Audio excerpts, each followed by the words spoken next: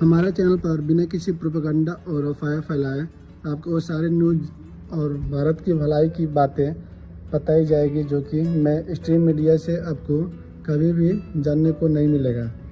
तो दोस्तों जल्दी से सब्सक्राइब करें, शेयर करें और बेल आइकन को दबाना ना भूलें। अमित शाह का एक क्लिप देखिए जिसमें वो साफ साफ कह रहे हैं कि भारत में जल्द ही लोग अंग्रेजी बोलने में शर्माएंगे। बस सबके जीवन में इस देश में अंग्रेजी बोलने वालों को शर्म आएगी, ऐसा समाज का निर्माण। अब सोशल मीडिया को तो एक मुद्दा चाहिए और फिर क्या, बस अमित शाह का बयान आने तक की देरी थी और उनका बयान आते ही सोशल मीडिया पर बवाल हो गया। प्रतीक सिन्हा अपने सोशल मीडिया पर यह पोस्ट करने लगे कि बीजेपी पहले मुस्लिम और सिखों के लिए नफरत फैलाई अब भाषा के नाम पर नफरत फैला रही है। और अभिसार शर्मा जो कि सिन्हा से भी एक कदम आगे जाकर ये ज्ञान दे रहे हैं कि अंग्रेजी भाषा पर प्रहार हो रहा है और उनके नज़र में अंग्रेजी भाषा पर प्रहार करना गलत है। आप जो अंग्रेजी पर प्रहार कर रहे हैं ये गलत है।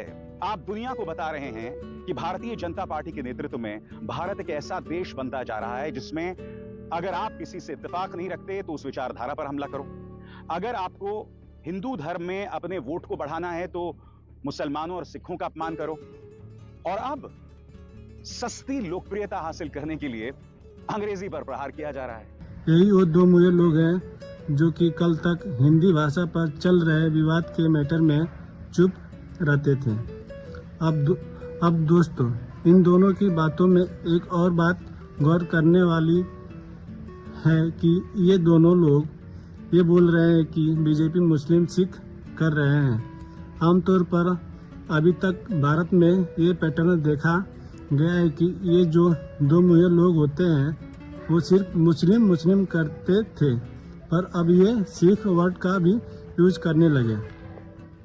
सोशल मीडिया पर तो कुछ लोग ये भी कमेंट कर रहे हैं कि अमित शाह के बेटे को इंग्लिश नहीं आती इसलिए अमित शाह ऐसे बोल रहे हैं। पर छोड़ो दोस्तों, सोशल मीडिया पर तो कुछ लोगों का अब ये रेगुलर जॉब हो गया है। असली मुद्दा ये है कि आखिर अमित शाह ऐसा बयान दिए क्यों। तो दोस्तों हुआ कुछ ऐसा कि पीएम मोदी G7 की मीटिंग में गए थे लास्ट नाइट मैं यहाँ पर और वहाँ फ्रांस के प्राइम मिनिस्टर से बात करते वक्त नरेंद्र मोदी आधी हिंदी और आधी अंग्रेजी में बात कर दिए। और फिर इंडिया के जी जान से फिक्र करने वाले जो लोग हैं ना, जो कि भारत का नाम डुबाने में कोई कसर नहीं छोड़ते, वो लोग पीएम मोदी को इस बात पर सोशल मीडिया पर ट्रोल करने लगे। कुछ लोग तो ये तक कमेंट करने लगे कि कैसा पीएम है, बिहार में अंग्रेजी बोलता है और कनाडा में हिंदी।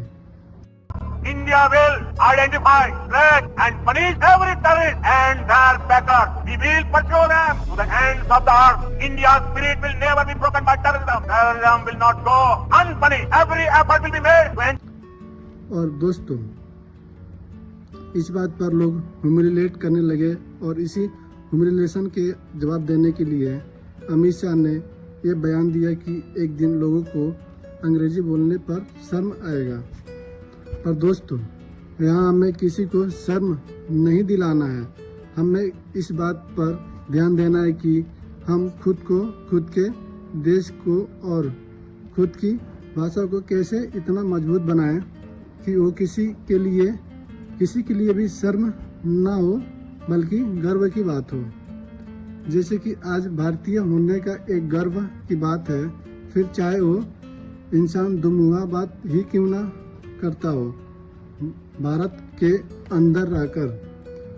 दोस्तों हमारा नया चैनल है, तो आपको कुछ भी गलत लगे तो हमें कमेंट सेक्शन में आकर सजेस्ट जरूर करें और अपना सपोर्ट दिखाएं।